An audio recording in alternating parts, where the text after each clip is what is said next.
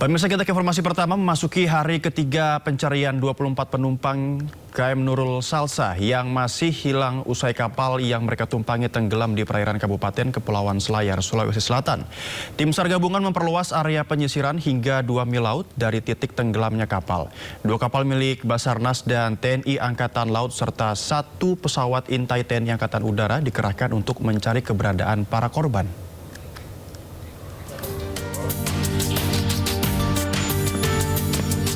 Hari ketiga pencarian 24 penumpang kapal motor Nurul Salsa yang tenggelam di perairan Pulau Polasi, Kabupaten Kepulauan Selayar, Sulawesi Selatan terus dilakukan.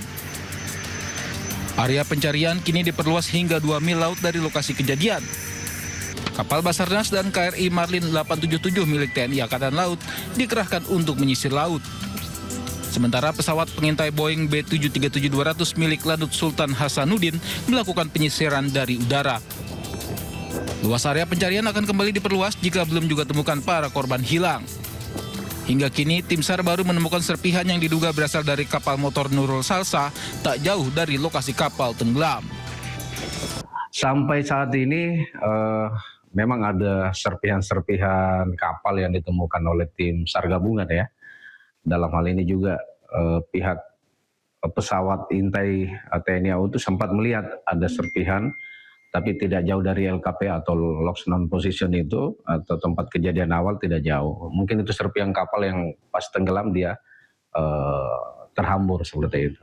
Jadi, terkonfirmasi saat ini yang kami kabarkan itu 74.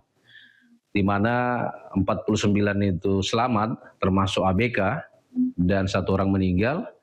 Jadi 50 yang sudah terevakuasi, dan dalam pencarian itu 24 saat ini. Sebelumnya kapal motor Nurul Salsa mati mesin ketika dalam perjalanan dari Pelabuhan Jampea menuju ke Pelabuhan Benteng, Kabupaten Kepulauan Selayar, Rabu kemarin. Kapal sempat terombang-ambing di lautan hingga tenggelam pada dini hari. Data sementara ada 74 penumpang di atas kapal, 1 orang meninggal dan 49 orang lainnya berhasil dievakuasi.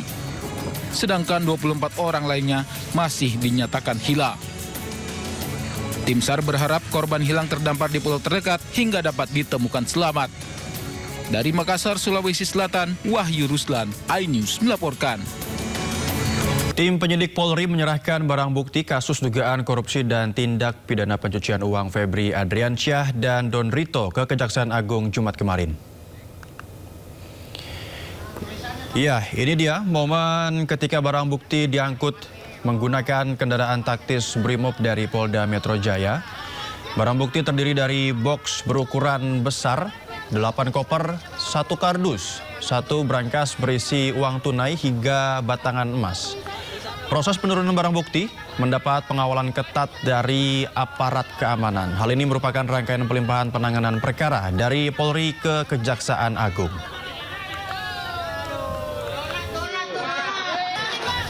Selain barang bukti, tim penyidik gabungan Korps Pemberantasan Tindak Pidana Korupsi Polri dan Polda Metro Jaya serahkan tersangka 3 kasus korupsi Don Rito ke Kejaksaan Agung Jumat siang. Penyerahan tersangka tersebut mendapat pengawalan ketat dari aparat kepolisian.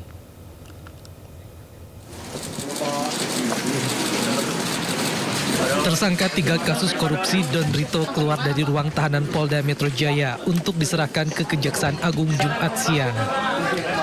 Don Rito yang mengenakan rompi tahanan hanya menunduk saat dikawal petugas menuju mobil tahanan.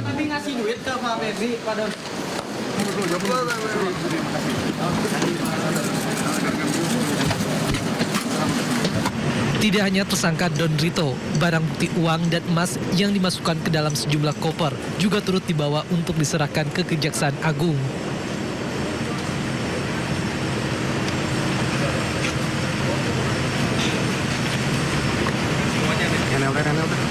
Kemudian kendaraan yang membawa tersangka Don Rito berserta barang bukti dikawal ketat menuju gedung Kejaksaan Agung Jakarta Selatan.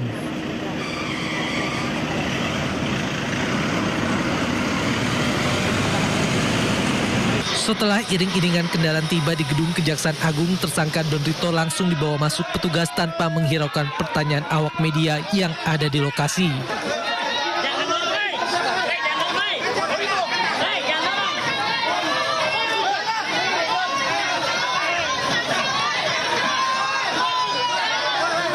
Selain itu, koper-koper yang berisi barang bukti uang dan emas juga dibawa masuk. Total ada sekitar 10 koper dan 1 berangkas yang diserahkan ke Kejaksaan Agung. Kasus yang menjerat Don Rito berkaitan dengan dugaan korupsi dan TPPU di sejumlah perkara besar, termasuk sektor batubara, PT Asabri, dan PT Krakatau Steel.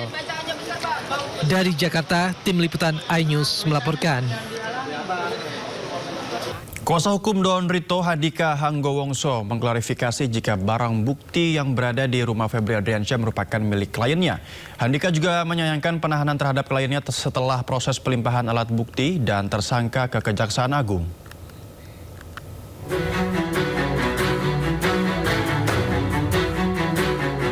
Handika Hanggowongso menyatakan uang dan emas 74 kg yang ditemukan penyidik di rumah mantan Jampitsus Kejaksaan Agung Febri Adriansyah di Sentul bukan milik Febri, melainkan milik kliennya Don Rito. Handika juga menjelaskan, rumah di Sentul dipinjam dari Febri oleh kliennya dan telah digunakan 2023 sebagai kantor yayasan. Rumah di Sentul itu tahun 2023 itu dimohon oleh klien kami kepada si pemilik. Untuk apa? Untuk digunakan sebagai backup operasional kantor yayasan.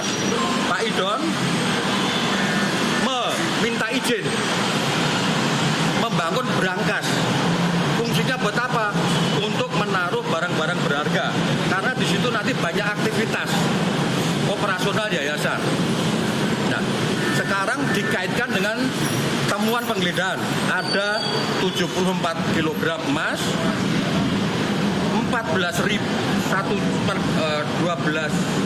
juta US dolar Singapura dan 4 juta something ya Amerika. Pada saatnya akan kami buka ke publik seluas-luasnya. Yang pasti itu tidak berkaitan dengan Pak Febri. Kedua, yang pasti itu ada pihak yang secara legal menyerahkan. Sementara itu, Handika Hanggowongso juga terkejut. Kliennya langsung ditahan Kejagung pasca pelimpahan berkas dan bukti dari Polri. Handika keberatan. Don Rito ditahan Kejagung karena adanya fakta-fakta yang dianggap fiktif saat berita acara pemeriksaan.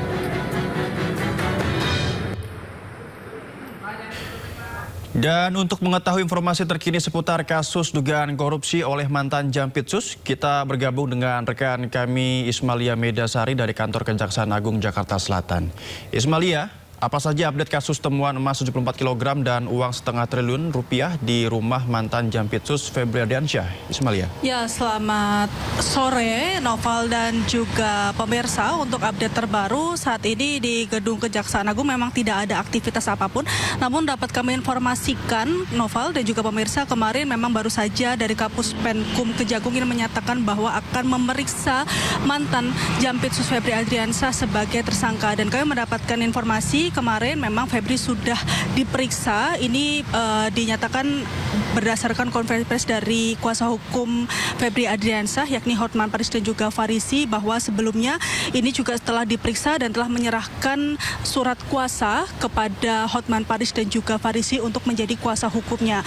Dan ini juga menjadi pertanyaan mengapa sampai sekarang Febri belum ditahan seperti itu, Noval. Karena memang dari kuasa hukum Febri Adriansyah sendiri ini meminta supaya Febri tidak ditahan, dan ada beberapa poin kenapa kuasa hukum ini meminta untuk Febri tidak ditahan seperti itu. Dan untuk poin-poinnya ini ada beberapa, yakni bahwa kuasa hukum Febri ini menganggap bahwa Febri ini kooperatif setelah dinyatakan sebagai tersangka dan setelah mundur dari Jampitsus. Dan juga poin selanjutnya adalah barang bukti yang diduga terkait dengan penyidikan kliennya ini juga sudah dilakukan penyitaan dan sudah dalam kuasa penyidik seperti itu. Dan juga sebagai informasi, kemarin setelah mengadakan konferensi pers, kuasa hukum dari Febri Adriansyah ini menyatakan bahwa memang kliennya dicecar 18 pertanyaan ini terkait dengan dengan TPPU PT Asabri seperti itu. Dan seperti yang kita ketahui kemarin dari Kortas Tipikor Polri dan juga Polda Metro Jaya ini melimpahkan alat bukti dan juga satu tersangka ke Kejagung, yang dimana kemarin ada alat bukti bisa kami jabarkan ini ada 2 kontainer putih besar seperti itu, ada 8 koper, 1 kardus dan juga 1 brankas. Yang kita ketahui juga Nova dan juga pemirsa, untuk alat bukti ini berupa mata uang asing dan juga emas batangan dengan total berat 74 kg. Dan kemarin dari Kabid Humas Polda Metro Jaya dan juga Kapuspen Kejagung ini menyatakan bahwa alat bukti yang sudah diuji ini dinyatakan keasliannya seperti itu. Dan juga kemarin selain alat bukti yang dilimpahkan dari Kortas Tipikor ke Kejagung, ini ada 1 tersangka yakni Don Rito yang juga dilimpahkan ke Kejagung. Dan kemarin sekitar pukul 16.30 kemarin tersangka Don Rito ini keluar dari gedung Kejagung yang semula dibawa dari Kortas Tipikor ini memakai baju oranye, lalu keluar dari gedung Kejagung ini menggunakan rompi pink seperti itu. Kembali ke Anda, Noval. Baik, terima kasih Sumali atas laporan Anda. Selamat bertugas kembali.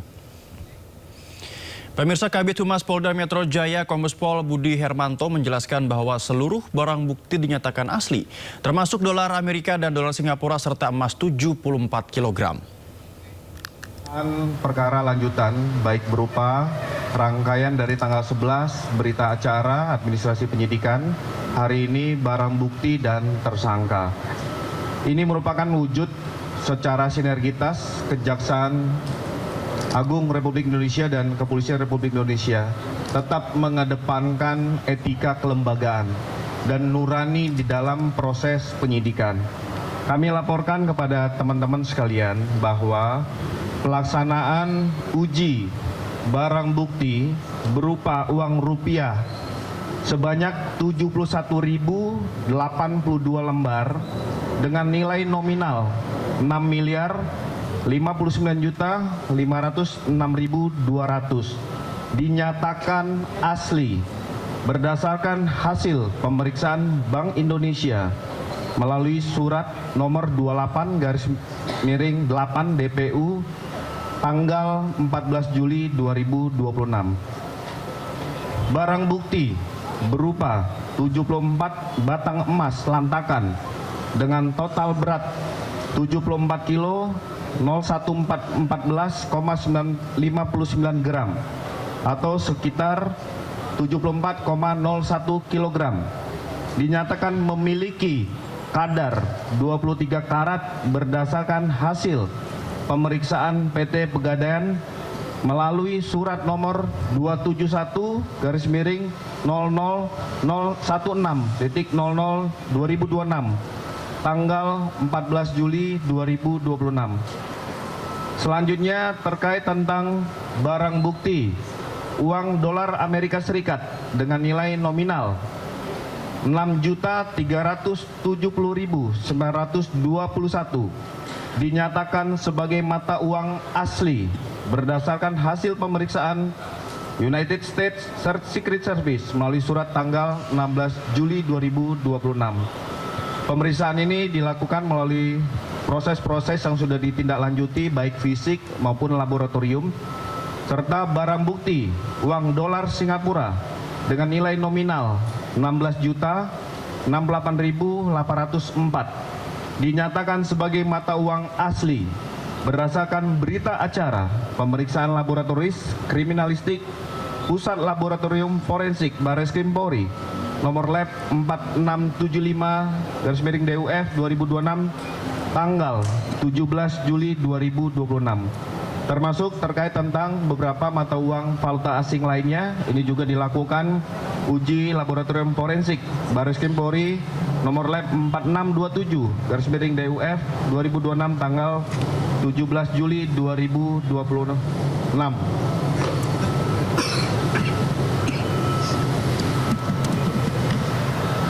Itu dari beberapa barang bukti yang kami sampaikan kepada rekan-rekan sekalian.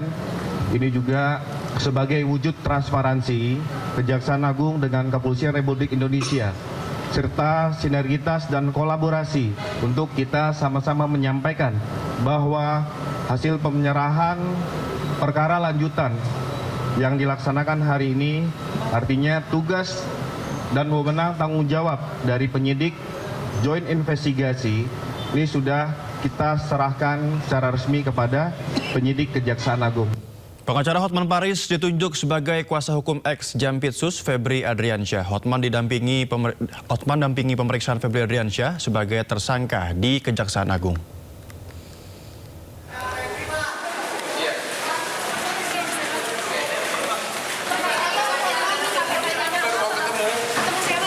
Pengacara Hotman Paris Hutapea telah ditunjuk sebagai kuasa hukum mantan Jaksa Agung Muda bidang tindak pidana khusus Febri Adriansyah. Hotman pun mendampingi Febri menjalani pemeriksaan di Gedung Kejaksaan Agung Jakarta. Hotman mengatakan Febri diperiksa sebagai tersangka dalam kasus dugaan tindak pidana korupsi dan tindak pidana pencucian uang. Sebelumnya Hotman mengungkapkan ditunjuk sebagai kuasa hukum Febri. Surat kuasa diserahkan kepadanya pada Jumat pagi. Tim Liputan Anyus melaporkan. Setelah diperiksa sekitar 11 jam dengan 18 pertanyaan, tersangka korupsi dan pencucian uang Febri Adriansyah tidak langsung ditahan. Menurut kuasa hukumnya Hotman Paris, Febri baru diperiksa kasus korupsi di PT Asabri.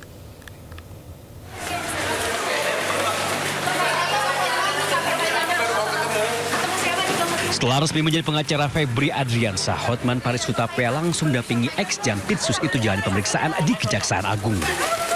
Ya baru mau ketemu, nanti dibahas nanti. Hotman menyebut Febri diperiksa sebagai tersangka untuk dugaan kasus korupsi dan tindak pidana pencucian uang di PT Asabri. Menurut Hotman, setelah menjawab 18 pertanyaan dari penyidik Kejagung, Febri tidak ditahan. Hari ini sudah di BAP, tadi dari jam berapa tadi? Jam 10. 9. Dari jam 9 sampai baru selesai, ada 18 pertanyaan. 18 pertanyaannya sudah dijawab dengan baik dan kesimpulannya tidak ada penahanan. Diperiksa sebagai tersangka. Hari ini hanya sebatas kepada kasus PT Asabri. Febri Adriansyah dan rekannya Don Rito ditetapkan sebagai tersangka untuk 3 kasus korupsi sekaligus, yakni korupsi di PT Asabri, PT Krakatau Steel, dan kasus korupsi pengadaan batubara di PT PLN. Berbeda dengan Febri yang masih melenggang bebas, karibnya Don Rito kini sudah mendekam di penjara. Tim Liputan iNews melaporkan. Dinilai cacat prosedur dan langgar hukum, pengalihan berkas perkara ex Jampitsus Febri Adriansyah dari kepolisian ke Kejagung digugat ke pengadilan. Sementara menurut polisi, pelimpahan berkas Febri ke Kejagung dilakukan demi sinergitas antar lembaga.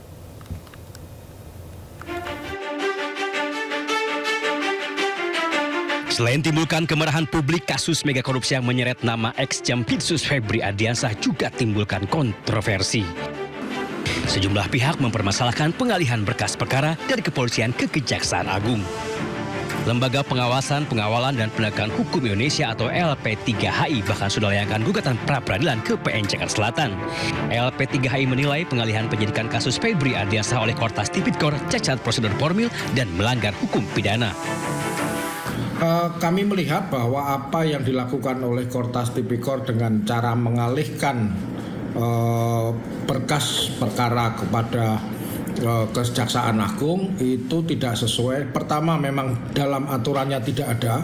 Di dalam KUHP itu pelimpahan itu bisa terjadi kalau berkasnya lengkap dari penyidik kepada penuntut. Kalau antar penyidik hanya bisa dilakukan oleh KPK dalam bentuk pengambil alihan. Saya berharap nanti dari situ nanti hakim akan menguji. Kami berharap juga Kortas Tipikor itu akan membuka alasan kenapa kemudian dihentikan, yang kemudian dialihkan kepada Kejaksaan Agung. Tidak hanya LP3HI, masyarakat anti korupsi atau MAKI juga akan gugat Kortas Tipikor atas tindakan mengalihkan perkara ke Kejagung. Pengalihan kasus ini dari polisi ke jaksa, itu mau Anda lawan? Ya kita uji, bukan dilawan loh ya, kita uji. Pra-peradilan dia lah. Ya kalau memang nanti dikabulkan biar tetap di polisi. Kan gitu. Kalau ditolak berarti ya boleh ke jaksa kan. Sementara itu Kortas Tipikor Polri menyebut jika penyelidikan dan penyidikan yang mereka lakukan sudah sah secara hukum. Bahwa penanganan Polri, penanganan penyidikan terhadap 3 perkara telah dilimpahkan ke Kejaksaan Agung dalam rangka untuk sinergitas. Febri Ardiansyah ditetapkan sebagai tersangka untuk 3 kasus korupsi, yakni pengadaan batu bara PT PLN, korupsi di PT Asabri, dan korupsi PT Krakatau Steel. Jika rekannya sesama tersangka Don Rito sudah ditahan, hingga kini Febri masih melenggang bebas. Tim Liputan iNews melaporkan. Sementara itu, pakar hukum pidana Hipnu Nugroho menyebut pengajuan gugatan sidang pra-peradilan atas pelimpahan berkas Febri Ardiansyah dari kepolisian ke Kejagung secara hukum sah dilakukan. Menurut Hipnu, jika gugatan dikabulkan hakim, maka pelimpahan berkas perkara dari penyidik ke penuntut umum adalah keliru. Hakim akan mengabulkan itu tergantung. Tergantung karena di dalam suatu penanganan pra-peradilan sekarang itu selalu berkembang dinamika dengan masyarakat. Jadi kelihatannya kalau kita lihat dalam putusan-putusan MK itu berkembang sekali. Penetapan tersangka dulu tidak masuk, penyitaan juga tidak sekarang menjadi masuk.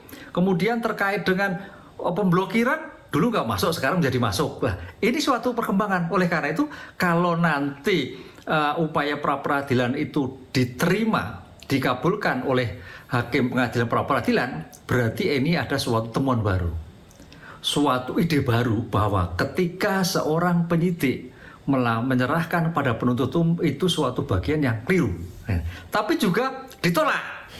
Mantan Bupati Kuansing, Suhardiman Ambi membantah tudingan dirinya meninggalkan amplop untuk Menteri Kehutanan Raja Juli Antoni. Bantahan disampaikan usai menjalani pemeriksaan lanjutan di Gedung Merah Putih KPK.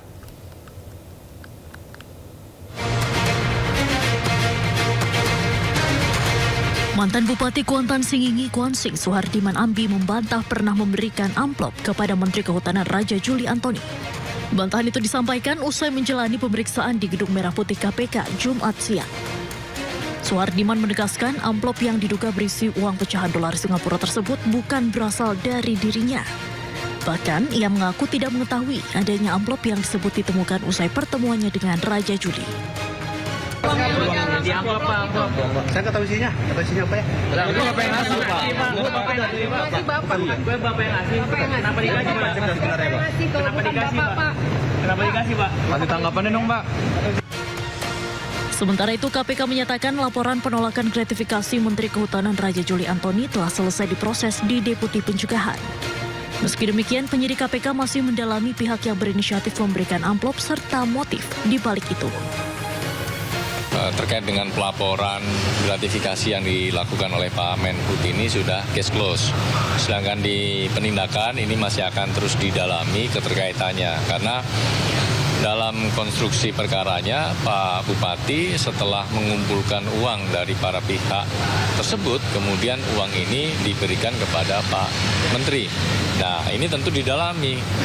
Maksud, tujuan, inisiatifnya dari pihak siapa, motifnya untuk apa, semuanya akan didalami oleh penyidik.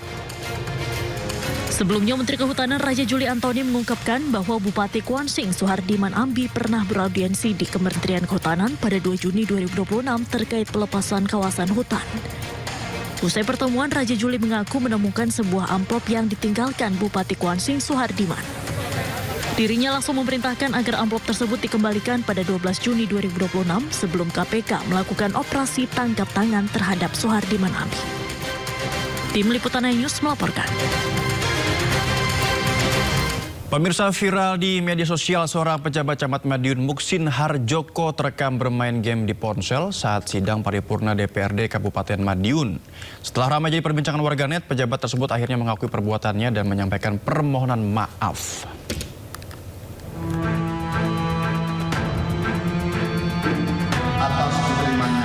Viral di media sosial, seorang pejabat tengah asyik bermain game di telepon genggamnya di tengah rapat paripurna DPRD Kabupaten Madiun.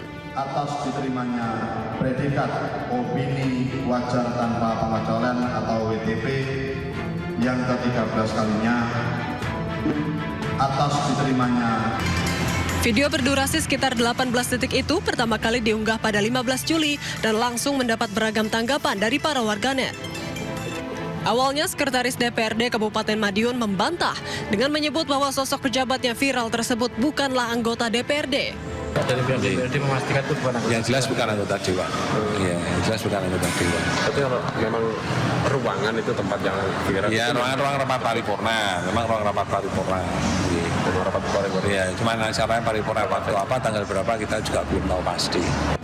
Namun setelah ramai menjadi perbincangan luas, Camat Madiun Muksin Harjoko akhirnya memberikan klarifikasi. Ia mengakui bahwa sosok dalam video tersebut adalah dirinya dan menyampaikan permintaan maaf. Saat itu, Muksin tengah menghadiri sidang paripurna dengan agenda pandangan umum fraksi yang digelar di ruang paripurna DPRD Kabupaten Madiun pada akhir bulan Juni lalu. Ia pun berdalih permainan game dilakukan untuk melepas penat sebelum rapat resmi dimulai. Betul, saya pada waktu paripurna sebagai Camat Madiun. Dan juga menanggapi pemberitaan medsos persoalan publik yang beredar di video kemarin itu, memang kami mengikuti sidang paripurna.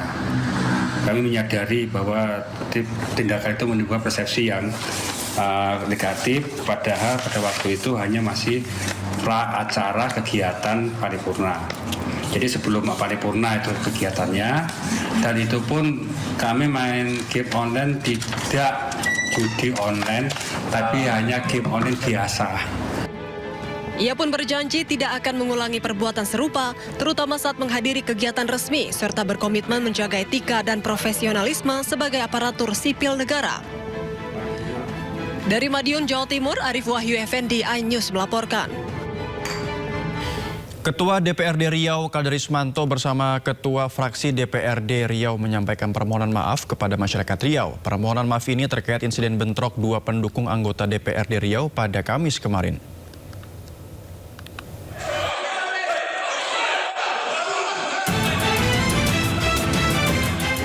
Ketua DPRD Riau Kaderismanto bersama Ketua Fraksi DPRD Riau menyampaikan permohonan maaf kepada masyarakat Riau. Permohonan maaf ini terkait atas insiden bentrok dua pendukung anggota DPRD Riau pada Kamis sore di kantor DPRD Riau. Kericuan terjadi saat rapat membahas anggaran. Kericuan diduga terjadi antara dua anggota dewan, yakni Wakil Ketua DPRD Riau, Parisman Ihwan, dengan Ketua Komisi 5 DPRD Riau, Indra Gunawan. Peristiwa yang sangat memalukan itu sempat viral di media sosial dan mendapat kecaman dari warganet. Permohonan maaf secara resmi disampaikan langsung oleh Ketua DPRD Riau Kaderismanto bersama Ketua Fraksi serta Ketua Badan Kehormatan DPRD Riau I Mustiar di ruangan rapat DPRD Provinsi Riau Jumat siang terkait insiden yang memalukan itu. Kaderismanto menegaskan bahwa insiden bentrok dua pendukung anggota DPRD Riau itu tidak berkaitan dengan substansi rapat resmi. Atas nama lembaga, atas nama pimpinan dan seluruh anggota DPRD Provinsi Riau, kami mengucapkan permohonan maaf yang setinggi-tingginya.